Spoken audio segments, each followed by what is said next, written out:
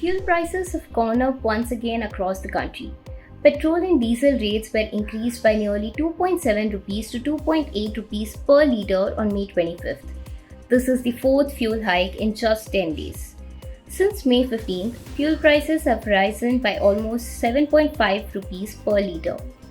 With the latest revision, petrol in Delhi crossed the 100 rupees mark again after 4 years.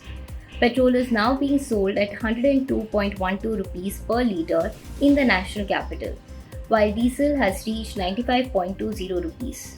Kolkata recorded the sharpest petrol hike.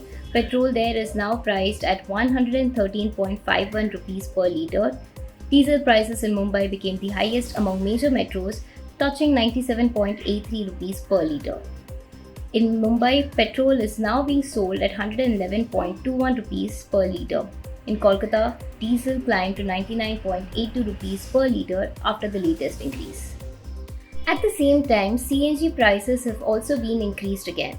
This is the fourth CNG hike in the last 11 days. In Delhi, CNG now costs 83.09 rupees per kilogram after a 2 rupees increase. Prices were revised upward across NCR cities as well. Chennai recorded CNG prices at 95 rupees per kg.